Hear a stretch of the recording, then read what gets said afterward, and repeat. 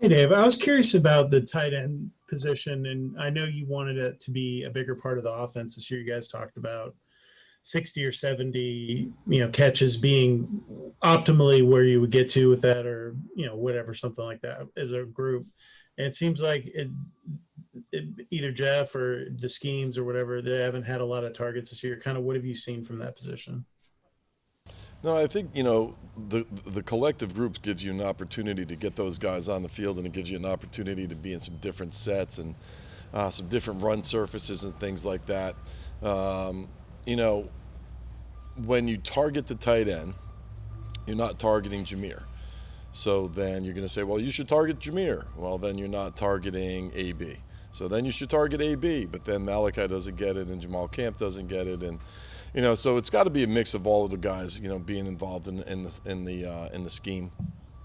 We actually called a few of them on Saturday that were primary tight end throws that ended up going to the running back or got checked down the other way. So, over the course of the game, a lot of it also depends on what the defense is and do they take a guy away or do they spin to a certain coverage and that type of thing. So, from an overall production standpoint, I mean, I don't know if we'll get to 50, 60 catches with the tight ends. I mean, I think, we have to be better overall with our pass efficiency. We were doing really well on Saturday. We threw the ball pretty well.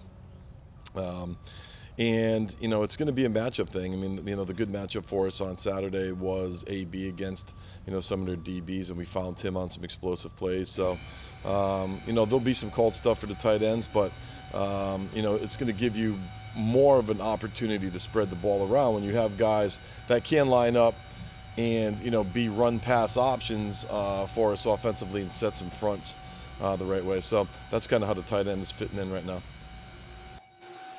Next question comes from Rod McKenzie from 247 Sports. Hey, Dave. Wonder if you could run us through what went into the decision to take Jeff out of the game and also the decision to put James in his place. So Jeff had gotten banged around a little bit. He was running the ball pretty efficiently. We knew going into the game that their defensive ends were going to dart down inside and try to take the run away. So we knew that the quarterback was going to be a big piece of that.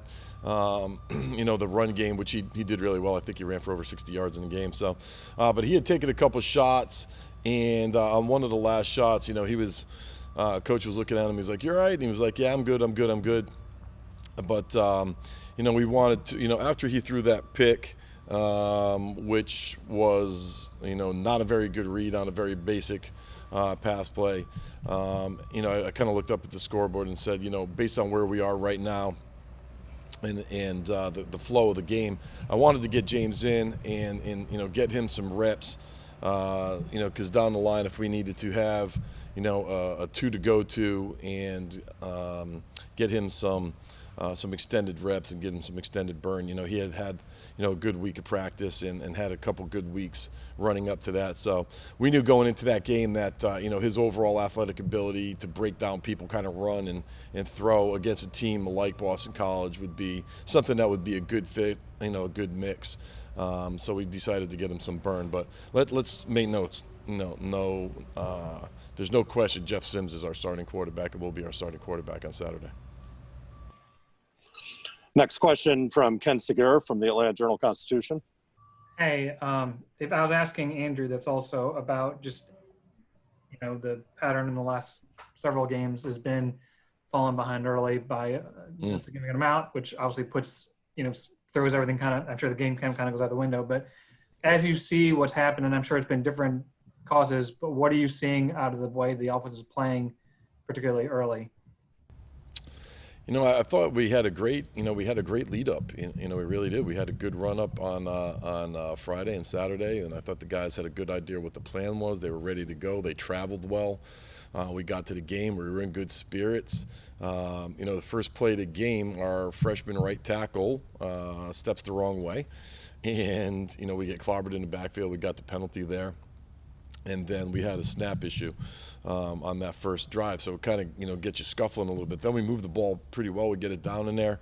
And then we kind of sputtered out. So that was something that we talked to the guys about, today, about, coming out of the gate and being ready to go.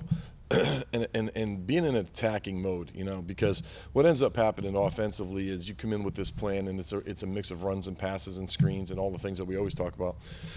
And then when you get behind, you got to throw the ball a little bit more because you got to get it to a manageable score.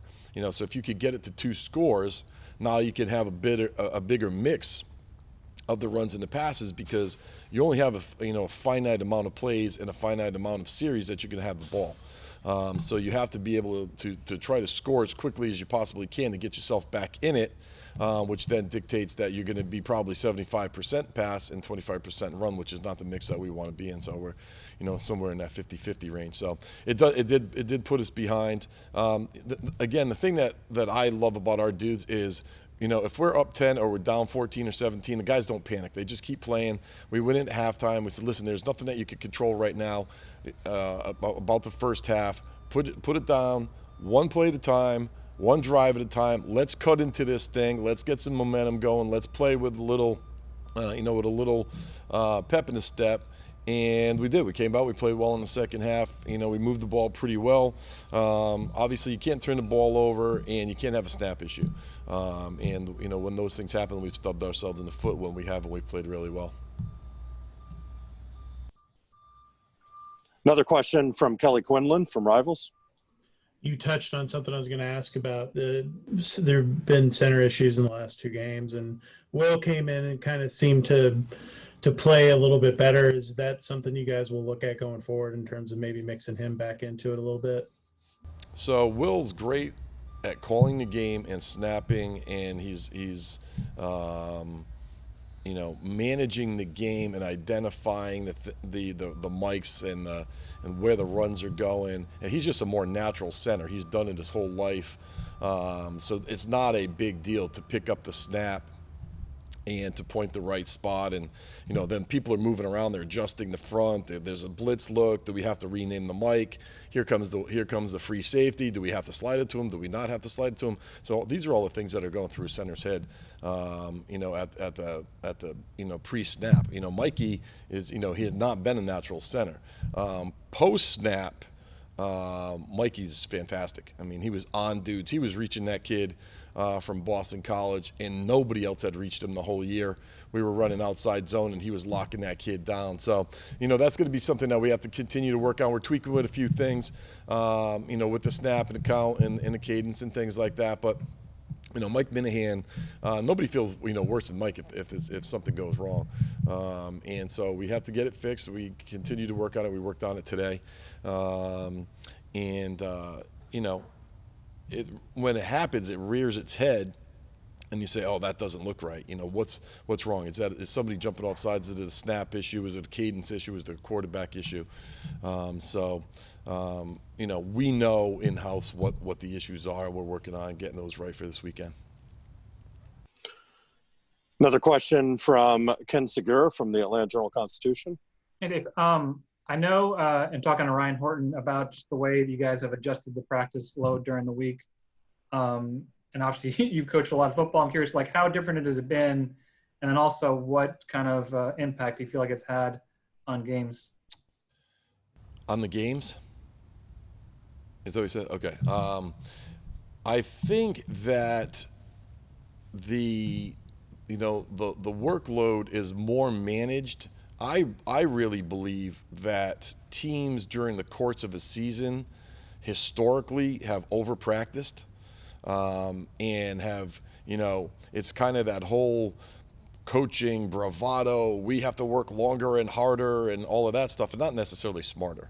And even way back 1,000 years ago when I was a head coach, we had to be out there 2.5 hours, and we're going to pound the crap out of people, and we're going to be tough, and we're going to knock people down, and the whole longer and tougher is better, and I don't think it is. I think the smarter thing is to be able to get all of your work in mentally, to have the periods that you choose to use at full speed. We do some really good stuff against the defense, so we're good thud periods against the defense, team run and team force, which is kind of like play actions and things like that. So you get your good hard football, hard speed work in against the ones. so that you get that game feel, and then you go against your developmental guys, which you don't want to really bang the crap out of guys in those periods, right? So you move around, you get your hands on them, you have a quick whistle, you get the good look, you make your checks, you identify the coverages. The guys are doing a great job. The scout defensive guys have done a great job over the last 3 weeks, and then you go through more of a walkthrough idea, and it's a little bit different when you're a young team. I think the more reps do help you a little bit when you're a younger team and you're just trying to figure things out. But as you get older and older and you get further into the system, those guys don't need as many live reps as they do to say, hey, this is what Notre Dame is going to do against this formation. These are their blitzes. These are their looks. So we can hit those things, kind of 3/4 speed, get a guy on a guy, get a hat on a hat, and then blow it quick so that we're not extending those guys down the field. Ultimately, you want to be as fresh as you possibly can on Saturday. It doesn't matter on Tuesday, right? On Saturday, you have to have fresh legs, you have to have fresh bodies. Ryan Horton does an amazing job of identifying what that is for each individual player, and he'll come to us and say, hey, listen, this guy needs to only play this many reps in practice so that we can ramp him up for Saturday to be at his highest level. We didn't know anything about that back in the day, right? You just ran dudes into the ground. They had tired legs. I remember playing and having tired legs because we just practiced for so long, and a bad shoulder because we're taking on power, on a Wednesday, and it's 35 degrees out. So I mean, it's like, that's not modern football, right? It's like, get your fast speed reps in as much as you can, and then coach up all the different things that you're going to see from your opponent. I think we're managing it well. Okay, time for one or two more for Coach Patenaude. First one will come from Patrick Canaro from Ramblin' Sports. Good morning, Coach. I was going to echo, I think somebody spoke earlier, maybe Coach Collins. Great to have JP back in the lineup. And I wonder, going into this week's game, how do you decide? You got quite a stable of options back there. How do you decide who gets to play and how much and on what occasion? How do you decide? Is intra-game or before the game or both?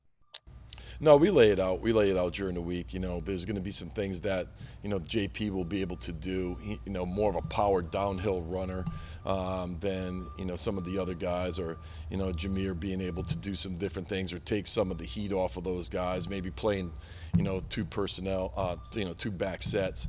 And mix that stuff in. I know Rod's on the, Rod's always asking the questions about the two back sets. So, that's a possibility too moving forward, that you're able to mix guys in and out of the lineup. He just gives us a different dynamic because he's a tackle breaker, he's an inside runner, he's a power guy, and so he's difficult, to bring down inside the box. He's a really good pass protector. He did a tremendous job last week. He didn't get as many carries, basically because of the flow of the game last week was really weird. But he didn't get as many carries. But when he did, he pounded the ball in the red zone and got us down in there to the one.